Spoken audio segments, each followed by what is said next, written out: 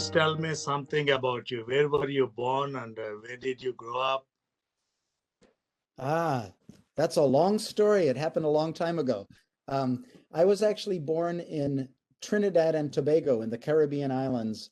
And I was there till I was about 3. My father was with a pharmaceutical company and doing business, and he met my mother there, and I was born. And after about 3 years, we moved to the Philippines, and I spent the rest of my youth in Southeast Asia, mainly in Malaysia. Actually had a lot of friends from who were Tamils. There's a lot of Tamils from in Malaysia. And then I moved to Indonesia at age 15 and graduated from high school. And then I moved to the US, and here I am. That was in 1977.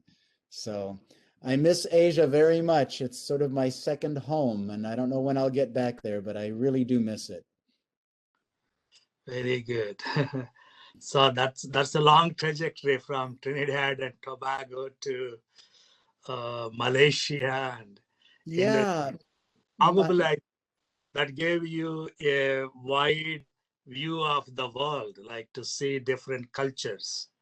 Yeah, it did. And my father's with a pharmaceutical company, and so we would travel quite a bit. And I spent some time in India as a kid, not nearly enough. A week in beautiful Kashmir before the Troubles, and so we were. And my mother's German, so I was exposed to a lot of the European, spending a lot of time in Europe as a kid. So I was really sort of a nomad. I never had a permanent home growing up, and so that had its benefits and it had its costs. But overall, I think you're right. It gave me. I saw a lot of the world that many people in my from my socioeconomic class in the United States didn't get to see. So I was very fortunate that way. Very good. You are an attorney, right? I am, yes. Which law school did you go to? I went to Santa Clara University School of Law in right about an hour south of San Francisco. And I was actually not planning on being an attorney. I wanted to go be a professor. So I went to Berkeley and did a 2-year master's program in Asian studies. And then I decided academics is too hard for me. So I went to law school. So Wow. I've been a lawyer almost exactly 30 years now. And I do primarily immigration law. Wow. That's really. One of my very first clients was a Sikh man from Punjab province, an Indian man seeking immigration status in the United States. So, wow. Yeah. You have some understanding of Indian culture. Not nearly as much as I would like, but I'm a fascinating country. I've watched a lot of Indian films. I love the ancient music. I almost bought a sursingar, the old the even older than the sitar. It looks like a sitar, but it's called a sursingar. And I live a few miles from the Ali Akbar Khan School of Indian Music, and long thought I want to go there and take some lessons and really learn Indian music, but it's just too difficult for me. It's very, very complicated and very rich and very technical. So I decided I will just listen to Indian music rather than learn to play it. Wow. Yeah. And what is your status in faith matters? Like, are you a Christian? Are you non-religious? How do you describe yourself? I describe myself as an atheist and a cultural Christian. I grew up around missionaries in Southeast Asia and was always very, very attracted to Christianity, and very attracted to the missionaries and their children who were my friends in school. And I always felt that this is the true religion. And when I moved to the United States, I became very active as a Christian. I had a born again experience and was very devoted. But the problem for me was I could never quite shake the still small voice in my head that said, this is not true. So at about age 20, I decided, to be honest with myself, I can't stop pretending to be a Christian. I just have to say I don't really believe this, but that didn't stop me from loving many things about Christianity. For instance, I love the music, both the ancient sounds, the Gregorian chants. I love the old hymns from the southern United States.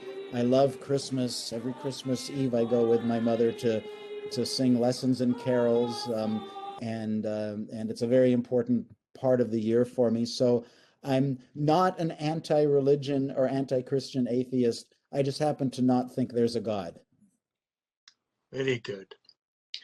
So coming to Ravi Zacharias, Ah, yes. what you did is very consequential, and you realize that, right? Like right now, like I mean, millions of Christians were shocked by the revelations about Ravi, and even myself. I am from India. When I was like 15 years old, my dad took me to one of his meetings, and since that time, I have been attending his meetings, and I was reading his books, and I was listening to every debate he was doing. So this Mm, experience for millions of people around the world. yeah. And I started with you. I mean, I think you are the first one um, who raised the suspicions about Ravi, right? Yes, that's true. Unfortunately, it's not true that I'm the first one to. Oh, go I'm ahead. not. I'm not blaming you for that. Okay, I'm just saying. I understand. No, I don't think it's a matter of blame. I think it's a good thing that the truth came out. But I wanted to say that unfortunately I was the first one to speak out, but I was not the first one to notice. There were uh, evangelicals in ministry and in academics had known for decades that Ravi Zacharias was being dishonest about his academic credentials. So this was fairly well known. In fact, a few days ago, I was contacted by someone from Princeton University who said in 2013 they refused to invite Ravi to come speak to Princeton for ethical reasons. They did not like the way he presented himself as an expert in things that he was not an expert in. So, but what's really interesting to me here is that people knew that Ravi was misrepresenting his credentials, claiming to be a doctor, claiming to be Cambridge educated, claiming to be a professor at Oxford. Um, and people knew that he was lying about this, but not a single Christian spoke out about it. I was the first person, as far as I've been able to tell, and I've looked into it quite carefully, I was the first person in the world to actually say, hey, this guy is lying and this is not okay. And that really bothers me, Dr. Paul, because this is something that really should have been public long ago. 25 years ago, people should have been speaking about this.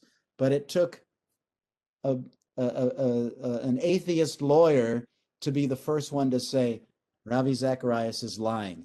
And now, of course, you say the work is consequential. The first 5 years I was complaining about Ravi, it wasn't very consequential. People ignored me. Christians were many of Ravi's defenders were very vicious. They were insulting. They were closed-minded.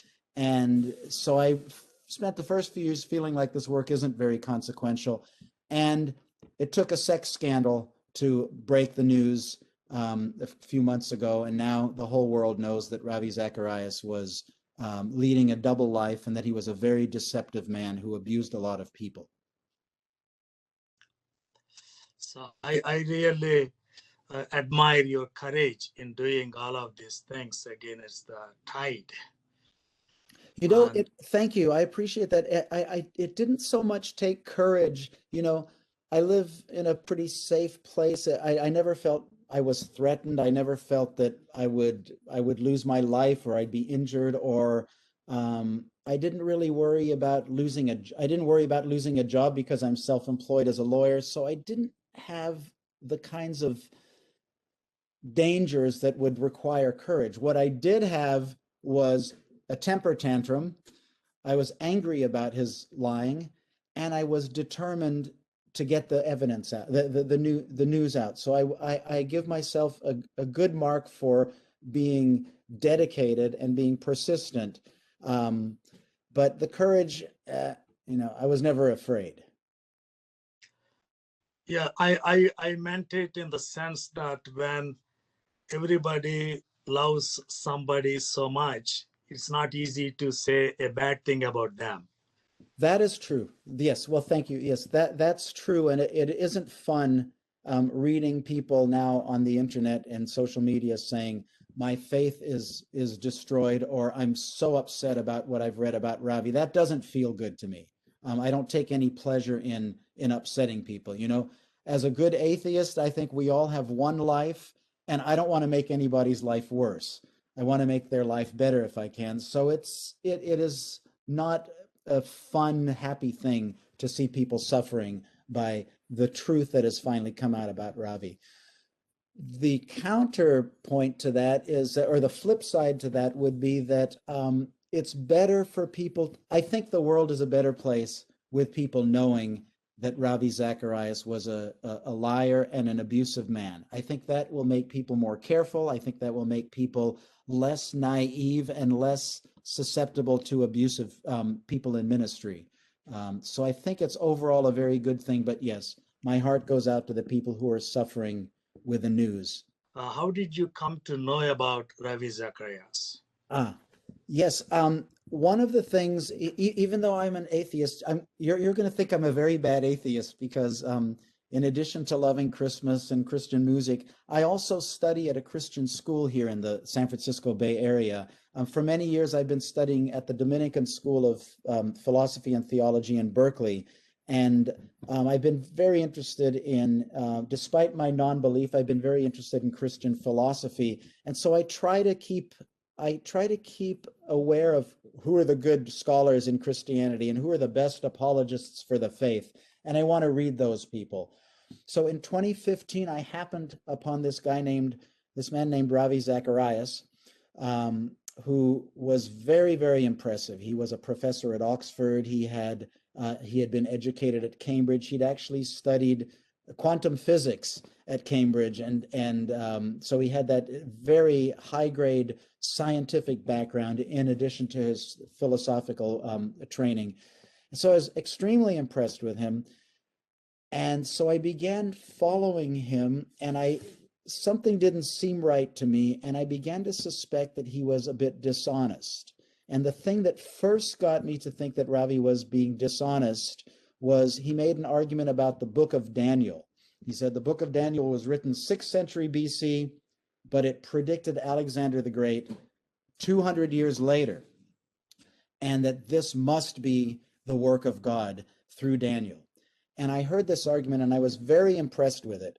In fact, I was willing to change my worldview based on if that argument turned out to be true. And I looked into it, and I realized that many scholars, in fact, most scholars now think Daniel was written after Alexander the Great. Now, I'm not an expert in this. The only thing that I do know is that it was not very honest of Ravi not to tell his audience that the book of Daniel, some scholars think it was written later, right? He left out a key premise. He left out the fact that his central premise was really, really controversial. And that just struck me as deceiving his non-specialist audience. So I began to wonder, well, why would a man with impeccable academic credentials from Cambridge and Oxford, why would he be that dishonest with a audience of undergraduate students? Why not reveal that there's a controversial premise in the argument? And so I began looking into it, and I found that Ravi never earned a doctorate. He had no doctorates. His doctorates were only honorary. He never was a professor at Oxford, even though he widely claimed to be a professor at Oxford. He never was. He never had any formal teaching position at the University of Oxford. He had never enrolled at Cambridge, despite widely claiming, you can see it in his books, Cambridge-educated Ravi Zacharias. In his autobiography about leaving India for Canada, he talks about being invited as a visiting scholar to Cambridge. None of that was true. And this surprised me, and I just began publicizing my findings because I thought this was important. And then eventually I kept investigating and found much more bad stuff about Mr. Zacharias, including a sex scandal that broke in 2017, or there was a lawsuit in 2017. And then, of course, last September, the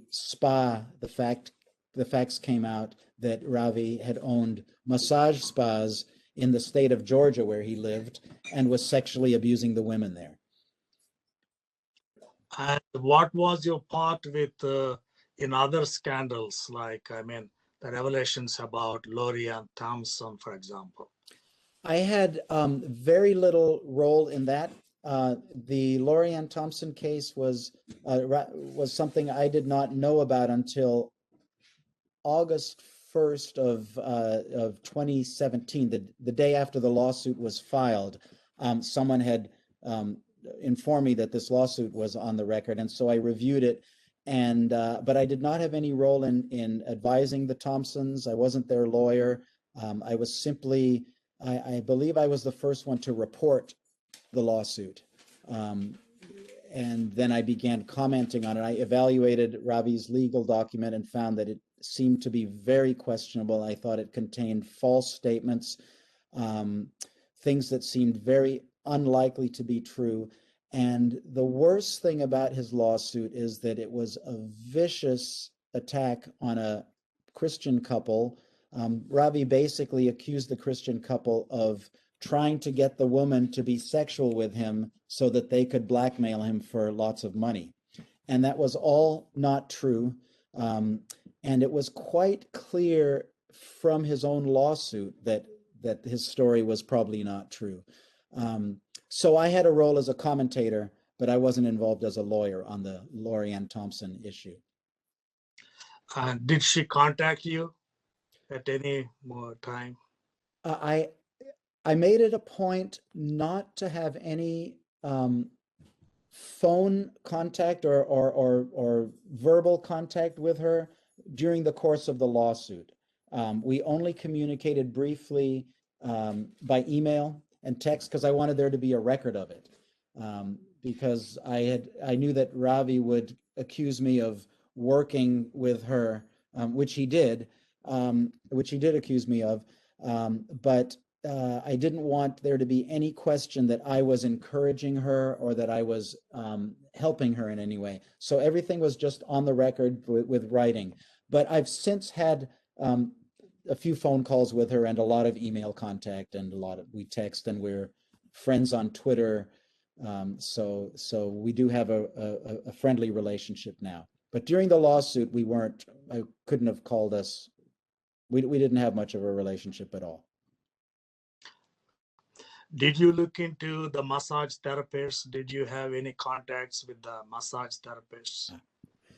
This is very interesting because Ravi died in the middle of May, and I thought my work is over. I will now stop. I don't have anything more to do on Ravi issues. So I was preparing to write an article summarizing my work and my thoughts on Ravi. And one day on May 20th, I was contacted by a woman who said Ravi owned spas in Georgia and he sexually abused women. She said Ravi owned spas and he was a sexual pervert. Those were her exact words. Ravi was a sexual pervert. And I was shocked because I didn't think he would go so far as to actually own a massage business. I'd heard that he was sexual with women in Asia. I'd heard a lot of things that I believed, but I didn't think he would be a massage owner. So I looked into it and I began to believe that her story was true. And I was able to speak to Ravi's business partner, an Indian man who emigrated to the United States many years ago, a gentleman by the name of Anurag Sharma. I understand there's an Indian actor named Anurag Sharma also, but this is a different guy. And Mr. Sharma, I spoke to him at length on the telephone, and he confirmed to me that yes, Ravi Zacharias had owned massage spas in Georgia, just outside of Atlanta, and that he had mistreated the women. And then I spoke to one other woman who worked in the spas, and she told me what Ravi had done sexually with her in the spa during the treatment. So I had two witnesses plus Ravi's business partner, and then in September I felt I had enough evidence, and so I published a video on it. And after that video came out, the story exploded, and it's now all over the world press, international press, and all over the internet. And there's some reporters who are much more able than I, who are doing very good investigative work and finding a lot of things that I did not find. More women, human trafficking possibly, and financial misuse. Ravi was using his ministry's money to pay these women, at least in one case. So a lot of stuff is coming out, and it's really just the tip of the iceberg right now. We don't know what the full extent was of his misconduct, but it looks like it wasn't just sexual, it wasn't just his credentials, it was financial, and there may be an element of him filing false visa applications with the U.S. immigration authorities to bring women from Asia to work in his massage spas in the United States. That's a potential story that I don't have a lot of evidence on, but as an immigration lawyer, I think it looks quite likely that he did that. And I'm hoping someone else takes that story and investigates it. Did you meet Ravi in person? I did. I went to dinner with him in December, the last few days of November of 2017. I'd been emailing his office for a couple of years by then saying, I really want to talk to someone about my evidence, and they always ignored me. We had some communication early on, but once I found that he'd lied about his credentials, his ministry completely ignored me. But I kept asking them questions, and I wanted to interview Ravi. And one day I got an email from his public relations manager, Ruth Malhotra, who I understand is also part Indian. And she said, Ravi will be in town tomorrow and would like to take you to dinner. So we had a very short dinner. It was really not very productive.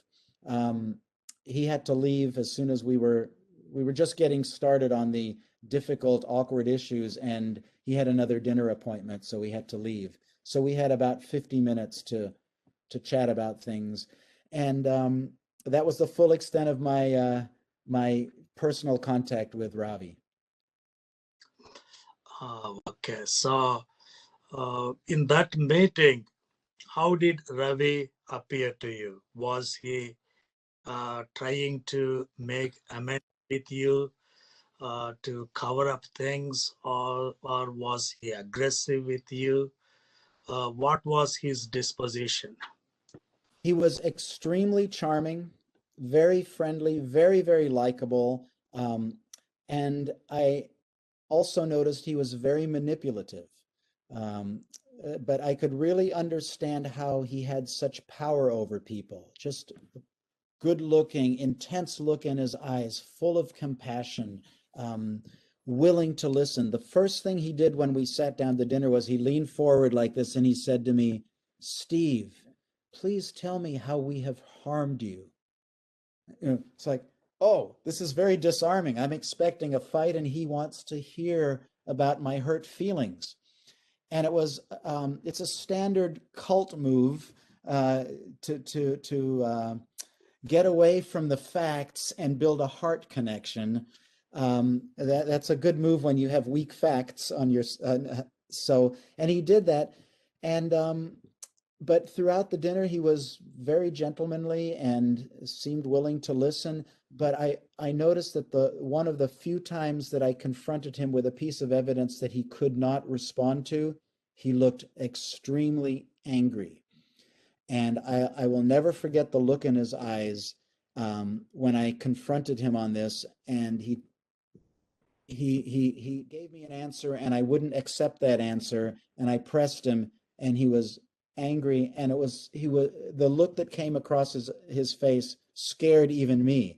And I'm a lawyer. I've been in lots of confrontations in my life, but that was a special look he gave me that helped me understand why he had such power over people and why there's a whole ministry of intelligent people, people with doctorates from fancy universities who were never courageous enough to stand up to Ravi. This is a very interesting psychological point about Ravi Zacharias. He had power over people, and I'm very grateful for that scary look he gave me at dinner that night because I got a sense of what that's like. So by the end of the dinner, as he was leaving, what was his view of you? Was he scared of you that you would come up with Uh, more evidence? Was he leaving like looking at you as a friend? How did that things end? This is very interesting that you're asking me this question because I just learned something a few days ago that is really revealing about Ravi. The dinner was lovely. It was short. He had to go, but as we left, we hugged and it was very friendly. A week ago, or just less than a week ago, I learned that that same day that he and I had this nice friendly dinner where he agreed to send me some more information about an award he claimed to have won in India as a child. It was very cordial, no hostility. Um, but he wrote, that same day, he wrote a very nasty piece about me, which he wanted his PR manager to publish. He accused me of some illegal conduct. He accused me of hiring private investigators to stalk him and his family. It was clear that he was really, really upset with me, and he wanted to be aggressive with me publicly. That was the same day that we had this lovely friendly dinner. So what this tells us is Ravi led a double life. It wasn't just that he preached the gospel of Jesus while he was having erotic experiences with massage women around the world. That's part of his double life. He could also charm you at dinner while he's working to have a devastating, critical, false article published about you. He was a very two-faced man. Um, but uh, but his demeanor was always very charming. I can't picture him actually screaming and yelling, but he had his ways of manipulating. And how did you leave the dinner time? I mean, what was the impressions you got? Like, what did you make any resolve? Like, I'm going to pursue this man, or I'm going to close this up. No, I knew that I was going to pursue him because I've felt from the very beginning, Doctor, that this was important material. This was not just another corrupt preacher. We have them all over. I mean, you have your sadhu all over India. Some are good spiritual leaders, others are corrupt. We have that in the U.S. with preachers, a lot of corrupt preachers. But Ravi was different. He was God's apostle to the academy. He was the one to get the smart people to believe the gospel. And if the smart people believe the gospel, then the less smart people should all come along as well. And so I was determined not to let him get away with that. So, but I will say, I'll confess to you that I didn't feel good about the way I was at the dinner. I let myself be too charmed by him. He was really very charming, and I should have come out with a list of questions and said, what about this, and this? But we chatted about my upbringing in Southeast Asia. And by the time we got to my list of questions, we were so friendly, I wasn't able to be as aggressive as I wanted to be. So I wasn't a great journalist in that dinner with Ravi, but I definitely left with a feeling that with a determination to keep after him. And what we do know now, based on documents that came out a week or so ago, that he was obsessed with me. I was apparently the first person who Ravi ever had to worry about exposing him. You know, He knew that I was onto something. He knew that he'd lied about Cambridge and Oxford and about all sorts of other things, and he knew that I was not going to go away. And so he was, I mean, I've heard from several people inside his ministry that he was really worried about what I was doing, as he should have been. Did you see any anxiety on his face as you were finishing up? He was as calm as could be. So he On was the calm. on the outside, yes, yes. Was there anyone else or just two of you? His One of the lawyers from his ministry, a man by the name of Abdu Murray, who is now a senior leader at the Ravi Zacharias' ministry, Abdu Murray, he was there for the dinner as well. Abdul Murray, he is also an attorney. Yes, he So is. do you think Ravi had any attorney? Like, was he looking at from a legal dimension when he came to dinner with you?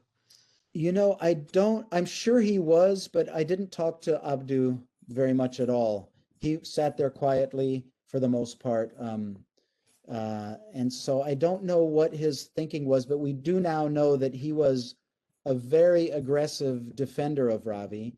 The recent reports that have come out show him suggesting that they intimidate witnesses, the witnesses in the spa. He's not he was a hardcore Ravi loyalist and wanted to keep the truth from coming out. That's the picture that we're now getting of Abdu Murray, who, by the way, I really liked when we had dinner together. You know, I don't like him anymore, but I liked him that night.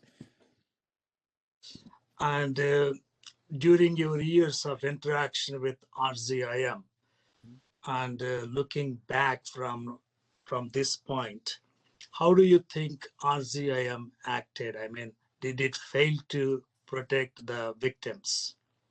Yeah, RZIM was absolutely dishonest throughout. Ever since I began contacting them about Ravi's credentials, the first month or so, they were very nice about answering my questions. But the instant I found that Ravi had lied about Cambridge and I presented my evidence to them, they cut off all communication with me. No communication whatsoever.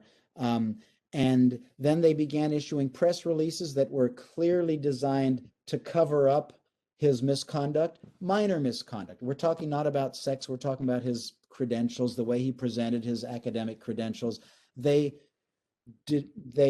clearly attempted to help him look like he was more than he was as an academic, and to make it look like he had not deceived the public about his credentials. So RZIM was terrible on in terms of integrity and in terms of honesty. They put Ravi's reputation above their God and above integrity. And that's very clear now. I don't think there's any question about that. And then after the sexual stuff came out, it was the same thing. They put Ravi's reputation above God and integrity.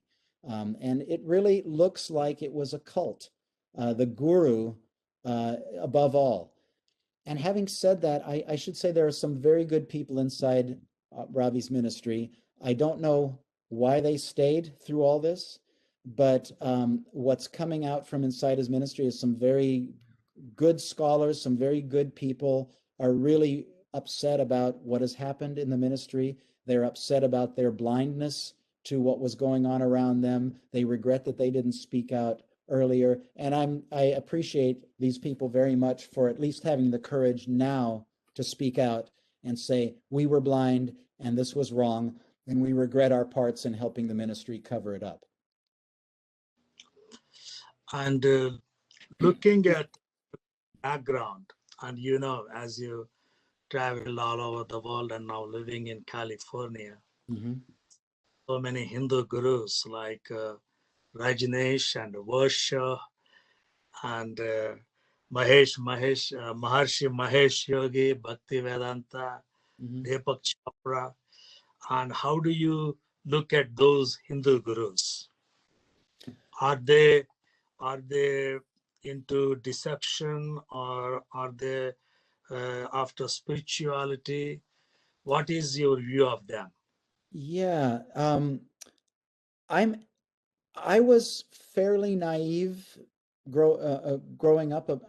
I was naive until I met Ravi. Um, I tended to give religious leaders the benefit of the doubt. I assume there's a lot of good spiritual people who have spiritual agendas, and even though there's a lot of bad ones, most are good.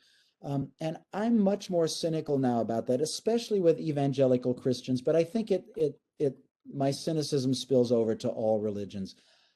I think that religion, the institutionalized brand of religion, whether it's Zen Buddhism or Christianity or Hinduism or Islam, um, it invites celebrities. It really needs charismatic guru type people in order to survive, in order to draw in the audience, in order to sell the books, in order to make the religion exciting to the masses. And that simply attracts people who aren't very interested in spiritual things.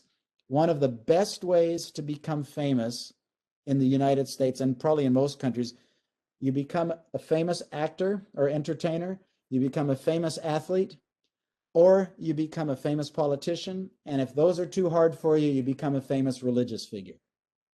So it's one of the avenues to fame and fortune and all the side benefits that come from that, like sex, prestige, and so I look at religious leaders with much more suspicion than I used to. And do you think Ravi patterned his life after these Hindu gurus? Like they also came from India, started their missions here. And do you feel like Ravi started a Christian version of the same thing? You know, I don't I don't I haven't seen much of Ravi having close contact with the sadhus and the Hindu gurus. So he seemed to not connect with his own religious culture in India when he was there. He left when he was about 20, and during those 20 years, he didn't have much contact, at least from his autobiography and his writings. He didn't have much contact with the Hindu culture. He was into cricket, and then he was into Christianity, and never really much of a person with spiritual interests. So I don't think, I'm not aware of him modeling his fraudulent ministry particularly after Hindu people. Um, there were plenty of other models around for him as well. And also, I don't know that he needed a model. It fell into his lap. He was this tremendous, from his earliest days as a teenager in India, when he was converted, he found fame and friends and adulation by getting up on the stage and preaching. He was immediately a good preacher, and that gave him all the power he needed to start a ministry based on his charisma, and a ministry that allowed him to then do things that we're now hearing about that were really not consistent with his religion. Does that make sense? Yes, yes. And you, in one of your essays I read, you talked about that, like so low self-esteem, and he was trying to prove himself to the world, and that was a little interesting because in my after medical school, I did some internship in psychiatry. So Ravi talks about how he tried to commit suicide when he was like 17 years old, and on his deathbed, he became a Christian. That was the story he told the world. Right. And with Lorian Thompson also, when she wanted to disclose their online relationship to her husband, Hmm. he in the emails that he would commit suicide. And I wondered why suicide was looming so large on his subconscious. Ravi describes in his autobiography a book called Walking from East to West. He describes a very tormented relationship he had with his father. His father was a violent, um, very strict man who would beat Ravi, who would insult him, who would humiliate him in front of other people and say, "You're never going to go anywhere. You're going to be a shame to the family." And so poor Ravi had to grow up hearing this. And it's very clear from his autobiography, he desperately wanted to be a success. He needed to show his father that he was going to be that he was successful, and he needed to show his friends. And Ravi didn't attempt, according to his story, he didn't attempt suicide because he was depressed or because he had psychological issues. He simply did not think he was going to go anywhere in life. Now, this is his story. So, but I should also tell you that I looked quite closely into Ravi's suicide story, and I don't think it happened. And I don't want to bore you with the details because, first of all, I don't know if I remember them all anymore. But Ravi tended to make up stories. We know of lots of examples of stories that he made up. Stories that made his Christian commitment look more dramatic or more genuine and more powerful.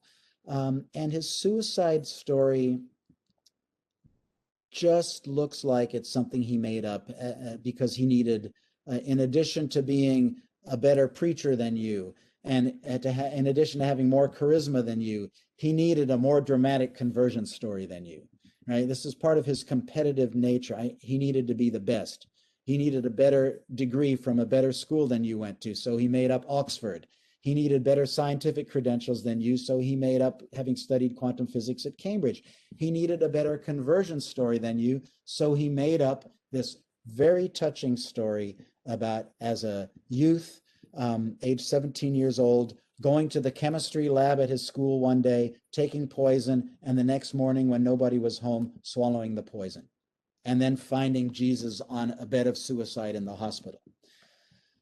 There are so many problems with Ravi's suicide story, so many contradictions, so many things that don't make sense, that I think the best explanation for that is to look at it perfectly consistently with who Ravi was and how he made himself dramatic and famous. It was a lie. It was a story he made up for his own image. That's my opinion. I don't know if that's true, but if I had to bet $1 million on that right now, I would bet that it was a fabricated story. And as we look into the abuse, the sexual abuse of these victims, and do you think his abuse as an adult was influenced by being abused by his father? Yeah, you would know much more about that than I, as having done psychiatry studies. I do know that from what I've read, that being abused makes you more likely to be an abuser, but I don't think I don't think his father sexually abused him. And I don't know of Ravi abusing his children the way his father abused him. So I don't really know if there's any connection there. Okay. And now, answering Ravi's fans, I want to ask you a couple of questions. You may be irritated, but I want your answers. And some of the Ravi's fans, they say that these women did not come out when Ravi was alive. Yeah. Maybe they gave him some non-verbal cues so that he would be attracted to them, and then he would start a sexual relationship, and they would get their money from him, from his pocket or from his ministry. Mhm. And they were silent all his life. And now, after his death, they are coming out. How do you respond to that? Yeah, so the first thing I would say is, let's say that's all true. Let's say that they were consensually involved with Ravi sexually in the massage booth, and they gave him cues, they invited him, they initiated it, and they wanted money from him.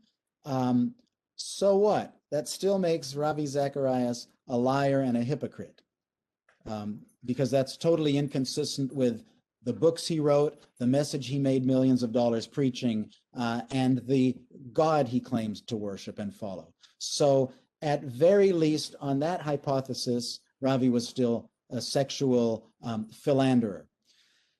The but I will also tell you that the women who I interviewed don't want attention. They don't want money. Both of them were very afraid of Ravi and his family. In fact, they have never allowed me to use their names, although I know now that they've spoken to other media. But these were not the kinds of women who were ready to jump out now that he can no longer defend himself and tell their stories. One woman contacted me. The second woman I had to track down, and she was very, very reluctant to speak to me. And she eventually agreed. But she doesn't fit this model that the Ravi defenders are using of women. He's dead now. Let's go share our stories. And I don't know any of the women who were that way. These were reluctant women who decided, many of them after some prodding and encouragement, to share their stories. And none of them, as far as I know, is looking for money or wants to see their name in the newspaper. The other thing is, if I may, Ravi was vicious. Ravi was a vicious man. Any victim of Ravi who saw what he did to Lorianne Thompson, I mean, that lawsuit he filed in federal court in Georgia, that was a brutal, defamatory document that was intended to destroy her and her husband. And any victim of Ravi who saw what he did to Lorianne Thompson would be very unlikely to want to come forward while he's alive. So this was part of who he was, aggressive and vicious with people who threatened him. Very good. And there are many white evangelical Christian leaders.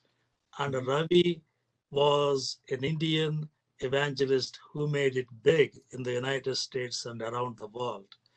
And you going after him, were you in any way racially motivated, or you were just jealous in your pursuit of Ravi? Yeah, those are fair questions. And what, as the prophet Jeremiah says, nobody ever knows their own heart truly. Was I racially motivated? I can't, as far as I can tell, that was nothing to do with why I pursued Ravi. On the contrary, I found him immediately to be a source of potential life-changing wisdom for me. Right? That's why I sought him out. He impressed me. He had something to say that I wanted to understand. So I reached out to him I pursued learning about him from a place of seeing him as someone who had something to teach me. So the racial thing, absolutely not. I've taken on lots of projects in my life, and I do it out of a sense of justice, not because of the race of the person I'm exposing. Am I jealous?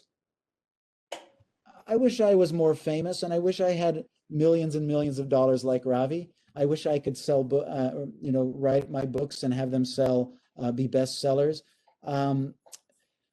So yeah, I wish I had those things that Ravi had, at least in terms of book sales and money, and people more willing to listen to me. I mean, my experience in the last 5 years has been completely opposite of Ravi's experience in terms of people not wanting to listen to me, people insulting me, nobody wanting to buy my book, nobody inviting me to speak to their packed auditorium. So it would be nice to have more of that. I never will, and I'm okay with that, but I don't think it rises to the level of being jealous so much as being, he had some really good things going that I wish I had also. Very good. But the one thing I do say to people who question my motives is, one of the most interesting things about Ravi defenders is that they almost without exception, and I've dealt with hundreds and hundreds of Ravi defenders in the last 5 years. They almost never want to talk to me about facts. They don't want to talk to me about Ravi's fake credentials or his sex abuse. They want to talk to me about my motives, right? And this is very interesting because especially these are Christian people, right? In Philippians 11:18, Paul says, it doesn't matter what the motives are of the people who preach the gospel. If the gospel is preached, that's great. And Ravi defended, I'm There sorry? is, there is no 11th chapter in Philippians. Philippians 11:18. There is no Really? Philippians only for Well, then I have to check on that. maybe Philippians 1:18. No, I'm No, pretty sure it's Philippians 11:18. I'm embarrassed if I'm wrong, but it's a passage where Paul says, uh, if the gospel is preached, it doesn't matter what the motives are. If the gospel is preached, the gospel is preached regardless of the motives. And this is, I get the concept. Yes, yeah. yes. And so I would like the same respect. Think what you want about me. Think I'm a racist, Christian hating, jealous, petty man who gets pleasure by bringing people down. Think all that. I don't care.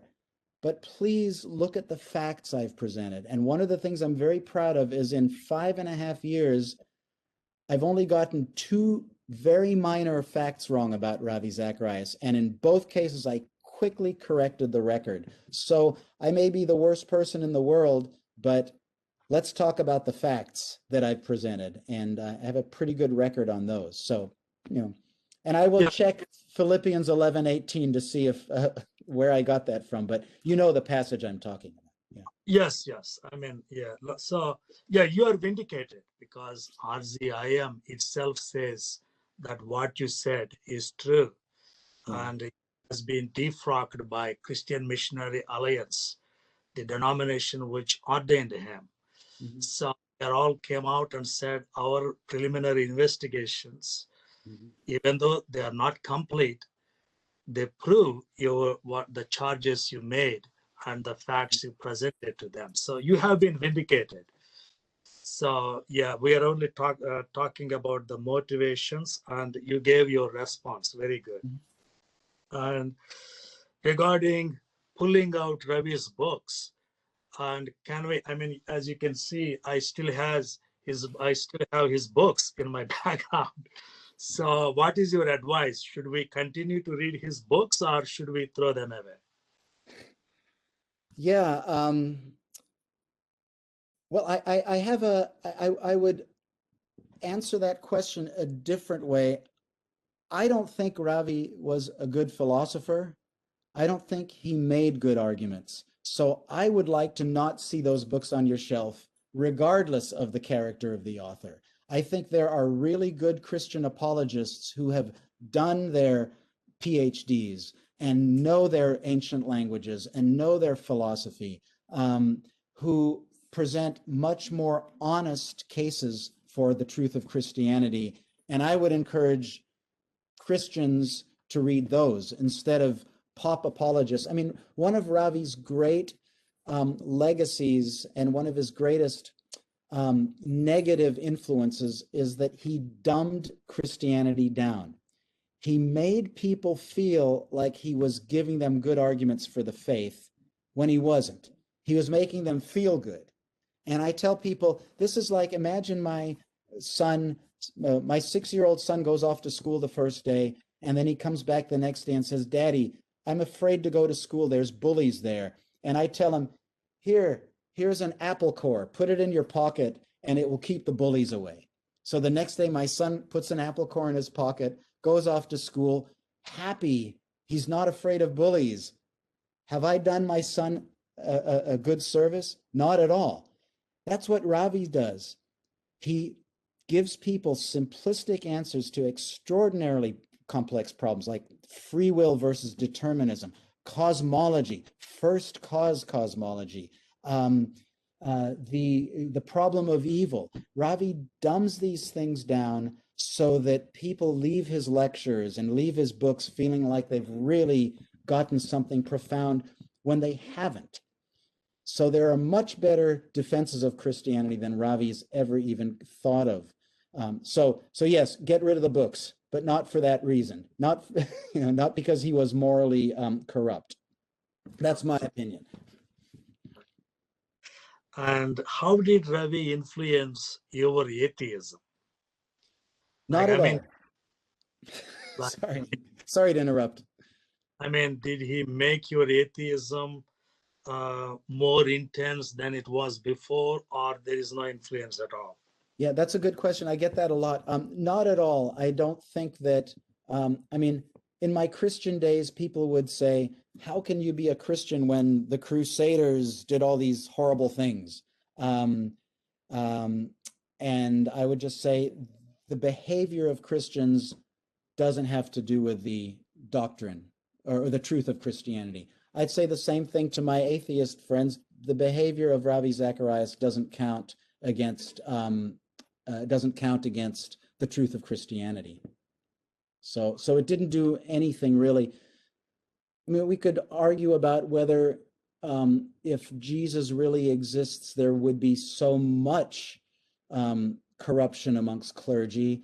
That's a broader issue, but and an interesting discussion. But as for Ravi affecting my religious beliefs, he didn't at all, not one way or another. Very good. And I really think that you are very consequential because you lit the fire. Mhm. Like the Vice President of the United States came to the memorial meeting of Ravi Zacharias. On the Yeah, day, millions were shedding a tear for him. yeah. And all of that has changed. And I think you started the fire. Yeah, unfortunately, I was very influential in starting the fire, and one of the big lingering questions, as I said, is why didn't Christians start the fire? That's something that really bothers me, you know. How are your emotions now? I've shed actually a lot of tears since the ministry on December 23rd came out, and since Ravi's ministry came out and said Lori Ann Thompson was right. That Ravi really had abused women sexually and engaged in sexual misconduct. That was to me like this load that I'd been carrying on my shoulders for 5 years. And I'm not a victim. Right? I wasn't abused by anyone. And so when this came out, I just had a lot of insults thrown at me and was accused of being a liar. And to finally have the people who are in charge of carrying on Ravi's legacy admit that these things were true was a huge relief, and I suppose joy. It was a joyful feeling to finally be recognized, and also to know that there are lots of women out there who are real victims of Ravi Zacharias, and they now know that people are more likely to believe them. So that's an emotional issue for me. Very good. Yeah. Jesus said, the way, the truth, and the life. Yeah, So and he being the truth of all people, Christians should be more concerned about the truth. Mhm. And it's not about winning arguments. It's more about putting the facts in front of the people as they are, Yeah. and a better job. And I really appreciate what you did. Yes, absolutely. And I also wanted to thank you, Doctor, for being a courageous Christian who's willing to share the good news as well as the bad news. And I really appreciate your doing this. So thank you for that.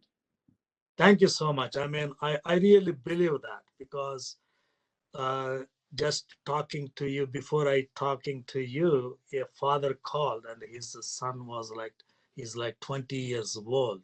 Mhm. This son is having stomach problems and abdominal pain. And I sent them for an ultrasound. And this morning, the report came that this boy might be having cancer. Oh, So I had to tell that bad news to the father. So then only will they go for the right treatment. yeah. So believe Christian faith same way. First, we need to share the bad news, and then the treatment starts. Very, very well said. Yes, thank you for that. That's a very good metaphor or an analogy. So, and I'm impressed that you knew how many chapters in Philippians too. I'm going to have to go hunt for that verse now.